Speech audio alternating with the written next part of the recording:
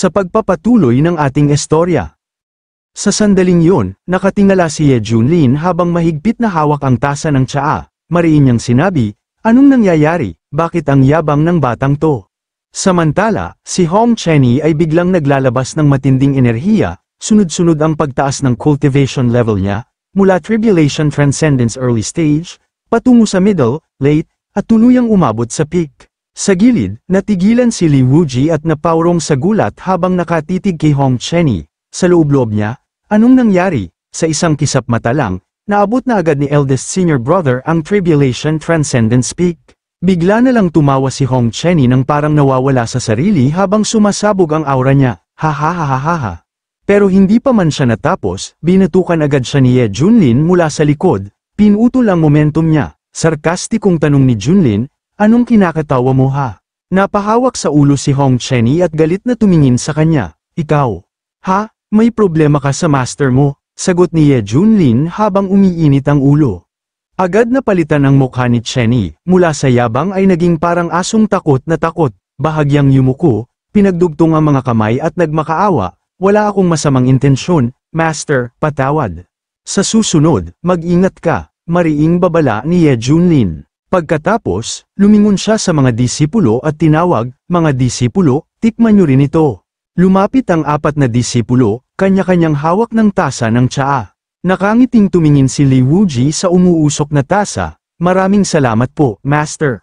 Sumingit si Hong Chenny, halos nanginginig sa pananabik, "Master, pwede bang malaman, gaano po karami pa ang enlightenment tea dito?" Hindi nag-atubili si Ye Junlin, agad niyang inilabas ang isang malaking jar ng enlightenment tea at iniharap sa kanila. "Eto, lahat yan." Napanganga si Chenny, parang nakakita ng multo. Grabe, ang dami. Sa loob-loob niya, ilang perasong enlightenment tea leaves pa lang ay pinag-aagawan na ng mga tunay na immortals, pero siya, may isang garapon. Bit-bit ang jar, pabirong sambit ni Ye Junlin, "Bakit, nag-aalala kang kulang? Kung gusto mo pa, huwag ka nang mahiya." "Totoo po, maraming salamat, master," tugon ni Hong Chenny habang kumikislap ang mga mata sa sobrang tuwa. Sa sandaling yun, sabay na nilagok ni Li Wuji at Bai Xiaoxi ang tsaa. Isang saglit lang, bigla silang umangat ng cultivation realm. Nang masaksihan ito, napaatras si Little Black, gulat na gulat habang nag-iisip ng malalim, ang lakas ng aura, ganito kalakas ang epekto ng tsaa. Agad namang nagpasalamat si Li Wuji, "Salamat po, master." Paglingon niya kay Bai Xiaoxi, mariin niyang sinabi, "Senior Sister Bai, ikaw, umabot ka na sa Tribulation Transcendence Late Stage." Namumula ang pisngi ni Bai Xiaoxi habang nakangiting sumagot, "Master, si Ratty rin parang lumakas, ang sarap nitong tsaa, promise." Di nagtagal, ibinaling ni Li Wuji ang tingin kay Little Black na may hawak pa ng tasa. "Junior Brother 4, bilis, inumin mo na, baka makatulong ito para magka-insight at umangat ka rin."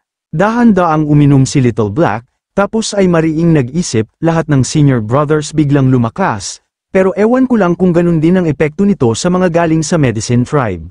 At ayun na nga, sa isang iglap, umangat si Little Black sa ere, sabay bumulwak ang napakalakas na bugso ng asul na enerhiya. Nang makita ito, halos manganga si Li Wuji habang tumutulo ang pawis, Gold Core Completion, Nascent Soul, Soul Formation, Merging Great Vehicle Completion. Makalipas ang ilang saglit, tumayo si Little Black ng tuwid, may ngiting tagumpay. Sa isip niya, buti na lang tumigil sa Great Vehicle Completion, kundi, sira na reputasyon ko bilang senior brother. Samantala, parehas na pawisan sina Li Wuji at Hong Chenny.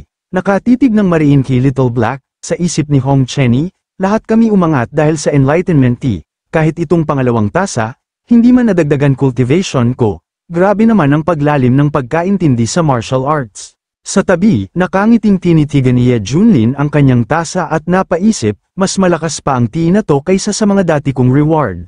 Biglang dumagundong ang system, dahil sa super bilis ng breakthrough ng disciples, may bagong mission, pumunta sa Hanging Temple para mag-check-in, malaki ang reward, promise.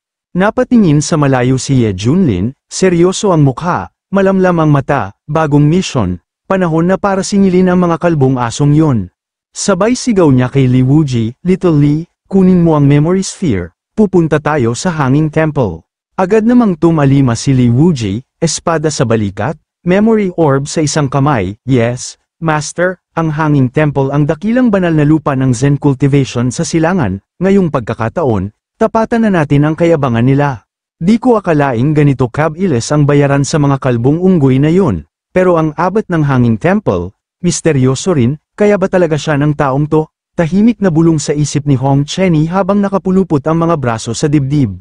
Lumipat ang tagpo sa Leshan Kingdom, Buddha State, Eastern Region, ang mga bahay sa nayon ay nilalamon ng galit na apoy, habang ang mga kalbong monghe ay walang awang sinasalakay ang mga naninirahan, sa gitna ng kaguluhan, isang batang umiiyak habang yakap-yakap ng kanyang ina, namumutawi ang sigaw, "Ina!"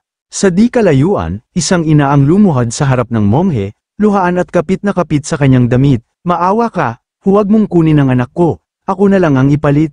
Ngunit malamig na sumagot ang monghe na may mga pilat sa ulo, sabay hawak sa ulo ng bata at pag-angat nito sa ere, "Maawi ng Buddha." Ngunit malalim ang kasalanan ng benefactor, ang utang ng ama, anak ang magbabayad, hayaang siya ang magbayad sa kasalanan. Bigla, may paparating na malakas na atake, pero mabilis itong naiwasan ng monghe at nabitawan ang bata. Nagulat siya, "Sino?" Sa sandaling yun, sumugod ang isang lalaking nakasakay sa kabayo kasama ang kanyang mga kasamahan. Galit na sumigaw, "Napakawalang galang, lupa ito ng Leshan Kingdom, paano niyong Hanging Mountain nagagawa ang ganitong kasamaan dito?" Ang lalaki, si Merong Hai, Lord of Leu City, isang cultivator sa Nascent Soul Completion Realm. Nang makita siya, sabik na tumawa ang kalbong monghe habang lumalakas ang bugso ng enerhiya, "HMP, ikaw na naman, kahit hari mo pa ang dumating." Di siya maglalakas loob na makialam, "Sino ka para hamarang?" Ang mga batang ito, sa ilalim ng Great Merciful Mountain Lord, ay magkakaroon ng dakilang kapalaran, huwag mo silang agawan ng kinabukasan.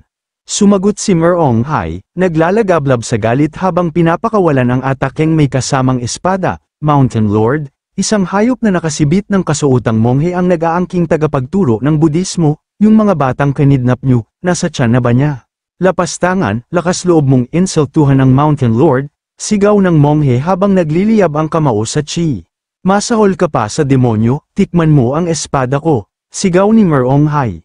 Pero sa isang iglap, winasak ng monghe ang kanyang atake, walang kahirap-hirap, at diretsyong tumama kay Merong Hai. Tumilapon siya mula sa kabayo, bumagsak ng ilang metro palayo, agad niyang ginamit ang kanyang binti para makabawi sa balanse. Sa gitna ng sakit, nakaluhod si Merong Hai gamit ang isang tuhod habang pilit bumabangon, biglang may lalaki sa likod niya na mariing nagsalita, "City Lord, mag-ingat ka, tutulungan kita." Paglingon ni Merong Hai, napawi ang kanyang pangamba, "General Yang, tamang-tama ang dating mo." Agad niyang itinuro ang espada sa harap ng monghe at sumigaw, "Makasalaan ang monghe, sumuko ka na." Pero imbis matakot, ngumiti ang monghe at mahinahong sinabi, "Benevolent Yang, ipakita mo ang malasakit mo." Napakunot ang noo ni Merong Hai, sa likuran niya, napansin niyang nagbabago ang tingin ni General Yang, matalim, may masamang balak. At bago pa siya makakilos, bigla nang iwinasiwas ni General Yang ang kanyang mabigat na mace. Tumama ito sa likod ni Merong Hai at tumilapon siya ng ilang metro palayo, winasak ang daanan ng kanyang pagbagsak, humandusay siyang nakasubsob sa lupa, daig pa ang tinamaan ng kidlat. Habang namimilipit sa sakit, mariing winika ni Merong Hai, "Yang, ikaw." Lumapit ang kalbong monghe, nakangising may panunukso sa tono, "Amataba, Benefactor Merong, nagulat ka ba?" Tumayo sa harap si General Yang, may ngiting mapanlait, "Ikaw na lang ang hindi pa nakakaintindi. Paulit-ulit kang kumokontra sa Hanging Mountain, samantalang ang lahat, nagbagong loob na." Napabulalas si Merong Hai, "Wala kayong hiya, nakipagsabwatan ka sa Hanging Mountain, at ngayon gusto mong pumatay ng City Lord, hindi kayo palalagpasin ng korte." Tumawa ng malakas ang kalbong monghe habang nakataas ang kamay, "Hahaha, ang Leshan Kingdom ay hawak na namin, sinong mangangalampag sa amin?" Sinundan ito ng mapang-uyam na tugon ni General Yang, "Para sayo lang, Benefactor Merong, lahat ng naunang City Lords, transcended, na, may ipinadala ba ang korte? Wala, di ba?" Nang marinig ito, napailing si Merong Hai sa pagkagulat, nagngangalit ang mga ngipin, paanong nangyari ito? Sa sandaling yun, itinaas ng kalbong monghe ang kanyang palad sa itaas ni Merong Hai, tila handa ng isagawa ang kanyang awa, "Benevolent Merong, ilang beses ko nang binalaan ka, pero matigas ka pa rin, ngayon, hayaan mong ipadala kita sa Sukhavati." Pero hindi pumayag si Merong Hai, Agad niyang hinugot muli ang kanyang espada, pinuno ito ng chi at buong lakas na sumigaw, "Hayop kang kalbong unggoy, kung mamamatay ako, isasama ko kayong lahat." Ngunit ngumisi lang ang monghe, kulang pa sa pakialam, at may panunuyang sabi, "Hanggal."